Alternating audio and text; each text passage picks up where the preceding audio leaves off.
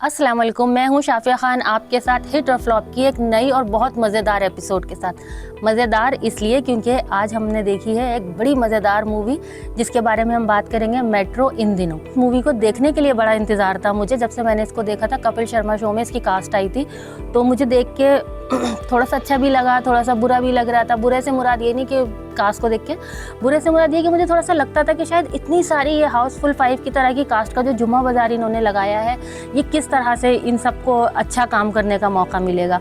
Specially जिसके अंदर आदित्य राय भी था, सारा थी, सारा अली है, अनुपम खेर, नीना गुप्ता, अली फजल और बहुत से लोग हैं। तो मुझे ऐसा लगा कि इनको काम करने का कैसे मौका मिलेगा, सब लोगों को, मतलब सबके कैरेक्टर हल्के हल्के होंगे। लेकिन ऐसा कुछ भी नहीं हुआ, बल्कि ये मूवी बहुत अच्छी है और मैं इसके बारे में बात करूँगी बाद में। पहले मैं इसकी डिटेल बताऊँ आपको। ये 4 जुलाई को रिलीज़ हुई है और इसने अभी के अंदर 25 करोड़ रुपए कमा लिए हैं, जो कि 85 करोड़ से बनी है। लेकिन 25 करोड़ रुपए कमाना इतना बुरा नहीं है इस वक्त, क्योंकि अभी बहुत कम वक्त हुआ है। तो मुझे लगता है ये मूवी बहुत अच्छी जाएगी। इसके बारे में जो सबसे अच्छी इंटरेस्टिंग बात थी ना, वो ये थी कि सबसे पहले फिल्म की कहानी के बारे में बात कर लेते हैं थोड़ी सी। इसकी कहानी कुछ इस तरह से थी कि सब लोग अपनी अपनी ज़िंदगी से एक लम्हा चुराते हैं प्यारा सा और चले जाते हैं अपने माजी में अपनी जवानी को जीने के लिए। कोई अपनी जवानी को जीने जाता है, जैसे अनुपम खेर और ये नीना गुप्ता वगैरह। कुछ लोग ऐसे होते हैं जो जवान ही होते हैं, लेकिन वो मैरिड होने की वजह से जो बोरियत आ चुकी होती है उनकी ज़िंदगी में, मैरिड लाइफ जो उनकी बहुत पुरानी हो चुकी होती है, तो उसकी वजह से उनमें जो बोरियत आ चुकी होती है ना मैरिड लाइफ में, उससे निकल के वो अपनी अनमैरिड लाइफ एंजॉय करते हैं जाके।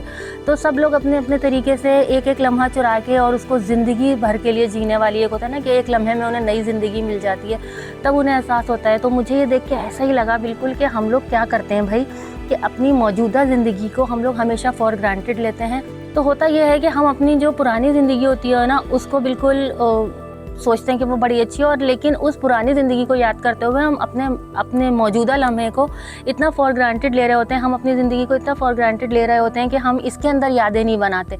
और हम खुश हमेशा पुरानी ज़िंदगी से इसलिए होते हैं क्योंकि उस ज़िंदगी को हमने जिया होता है। जब हम वो ज़िंदगी जी चुके होते हैं ना, और हम अपनी मौजूदा लाइफ के अंदर बहुत बिजी हो जाते हैं, और बिजी होने का भी जो होता है वो हमारी अपनी ही गलती होती है। क्योंकि हम कभी भी, जब मैंने ये मूवी देखी तो मुझे अंदाज़ा हुआ, मैंने अपनी लाइफ को भी देखा और मैंने लोगों को भी देखा, तो जितने भी लोग हैं दरअसल ये सब लोग कभी भी फ्री नहीं रहे थे। जैसे अपनी जवानी में, लड़कपन में, कभी भी इनको ऐसा नहीं था कि इनके पास कोई काम ना हो। लड़कपन में क्या, बचपन में भी बच्चों के पास पढ़ाई होती है, लिखाई होती है, बहुत सारे स्किल्स सीखने होते हैं, लैंग्वेजेस सीखनी होती हैं, खेल होते हैं, मगर उसके बावजूद वो सब कुछ करने के बाद भी अपने दोस्तों से मिलने का, नए नए गेम सीखने का, मोबाइल चलाने का, हर चीज़ का, अपनी पसंद की चीज़ों का टाइम कहीं ना कहीं चुरा लेते हैं, चाहे वो छीन के लेते हैं। हम लोग अपने बच्चों को रोकते हैं ना कि नहीं तुम मोबाइल रख दो, लैपटॉप रख दो, अब तुम ये नहीं करोगे, अब तुम खेलने नहीं जाओगे, अब ये नहीं करोगे। लेकिन क्या होता है, हम कहते हैं कि ये बदतमीज़ हो रहे हैं, ये कहना नहीं सुन रहे, लेकिन क्या है असल में वो अपनी ज़िंदगी से ज़बरदस्ती ज़िद करके अपना लम्हा चुरा रहे हैं और अपनी यादें बना रहे हैं। तो ये चीज़ जब वो बच्चे, हम बचपन में ख़ुद भी ऐसे करते थे, तो जब वो बच्चे कर रहे हैं, तो आज के लम्हे में भी हम अगर देखा जाए तो उनकी वो मसरूफियत है, और वो उनके लिए, वो खुद छोटे हैं तो उनकी हर्डल्स भी छोटी हैं, उनके जो एग्ज़ाम्स हैं वो भी छोटे हैं। हम जिस मौजूदा वक्त में बैठे हैं, जो हमारी एज है, उस एज में हमारी परेशानियां हमारी उम्र के हिसाब से उतनी ही बड़ी हैं जितनी उन छोटे बच्चों की उनके हिसाब से हैं। तो हम इस ज़िंदगी के अंदर इतनी मसरूफियात में, इतनी मुश्किलों के अंदर रहते हुए हम ऐसा क्यों नहीं करते हम अब ऐसा क्यों नहीं करते कि अपनी ज़िंदगी से हम भी वो लम्हा चुराएं। हमें भी चाहिए हम महीने में, हफ्ते में ना सही, रोज़ नहीं, लेकिन महीने में कोई एक ऐसा दिन रखें कि हम अपने दोस्तों से, या हम अपनी हॉबी के लिए, या चले महीना बहुत ज़्यादा हो जाता है, बल्कि मैं तो कहूँगी कि हर वीकेंड पे इंसान को एक दिन ऐसा लेना चाहिए कि वो अपनी ज़िंदगी को अपने तरीके से जिए, ताकि बुढ़ापे में उस चीज़ को याद रखें।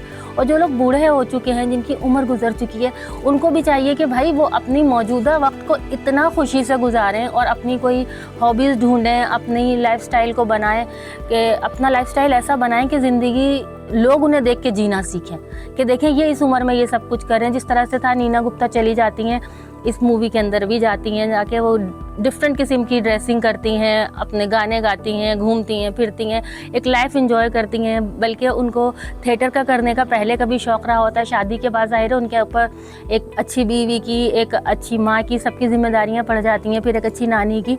तो वो जिम्मेदारियाँ निभाते हुए अपने आप को बिल्कुल भूल चुकी होती हैं। लेकिन जब वो वापस जाती हैं अपने रीयूनियन में, जो कॉलेज फ्रेंड के या यूनिवर्सिटी फ्रेंड्स के हो रहे होते हैं, तो वो वहाँ जाके जब उनको अनुपम खेर एक देते हैं कि तो वो वहाँ जाती हैं और जब उनको अनुपम खेर जो होते हैं वो कहते हैं कि तुम मेरे साथ एक स्टेज प्ले करो, उस पर तुम्हें ऑस्कर मिल सकता है। तो वो होता क्या है कि स्टेज प्ले नहीं होता है, दरअसल वो अपनी बेटी को दिखाना चाहते हैं कि उन्होंने से शादी कर ली है, तो वो रियल लाइफ परफॉर्मेंस मांग रहे होते हैं उनसे। तो वो उनकी झूठी मूठी की बीवी बन के उनके घर चली जाती हैं, रहती हैं, अदाएँ दिखाती हैं, वही नखरा वही, तो एकदम उनको एक डिफरेंट लाइफ जीने का मौका मिलता है। तो दरअसल वो किसी और का पार्ट प्ले कर रही होती हैं, लेकिन उनकी लाइफ में अपनी एक हलचल महसूस होती है। और इसी दौरान में उनके वो वाले हस्बैंड भी उनको आके देखते हैं कि देखो मेरी बीवी किस तरह की, उन्हें दोबारा अपनी बीवी से मोहब्बत हो जाती है। इसी तरह दूसरी तरफ पंकज त्रिपाठी होते हैं, वो अपनी बीवी के साथ चीटिंग कर चुके होते हैं काफ़ी दफ़ा। तो उनकी बीवी जब उनको चीटिंग करते हुए पकड़ लेती हैं तो वो भी अपनी लाइफ जीने का फैसला लेती हैं। पहले वो घर छोड़ के चली जाती हैं, जो कि आमतौर पर ख़वातीन करती हैं। वैसे मुझे लगता है ये ख़वातीन जो घर छोड़ के जाती हैं, जब इन्हें शौहर के साथ नहीं रहना, या तो आपने अपने शौहर को पकड़ लिया तो भाई आप पहली फुर्सत में उनसे डिवोर्स ले लें। लेकिन ये घर छोड़ के जाने का क्या दरवाज़ बनता है कि पहले आप घर छोड़ के चली गई, आप अलग नहीं हो रही हैं तो आपको लगता है सज़ा दे रही हैं। बाज़ों का ऐसा पता है, मुझे तो ऐसा लगता है कि कोई आपसे नाराज़ होकर ये सोचता है कि वो आपको सज़ा दे रहा है, लेकिन दरअसल वो आपको सज़ा नहीं दे रहा होता, वो आपको थोड़ा सा स्पेस दे रहा होता है। और वो होता है ना कि आप रूठे हम छूटे वाला मामला। तो हो सकता है कि कोई आपके रूठने से बड़ा शुक्र अदा कर रहा हो कि अच्छा ये छोड़ के चली गई, 4 दिन के लिए घर में सुकून रहेगा, क्योंकि एंड ऑफ द डे उन्होंने वापस तो आ ही जाना होता है। तो भाई जब आपने डिवोर्स नहीं लेनी तो आप अपनी जगह पे बैठ के और झगड़ा करें, लड़ाई करें, जो भी अपने महाज पे रह के आप लड़ें। ये घर छोड़ के चले जाना, अपनी जगह खाली कर देना तो बिल्कुल ही बेवकूफ़ी होती है। तो ये करती हैं इनकी पंकज त्रिपाठी की जो वाइफ हैं कुनकुना की वजह से मैंने ये मूवी देखने का फ़ैसला किया था, क्योंकि उनकी एक्टिंग मुझे आजा नचलेस की मूवी से बड़ी पसंद है।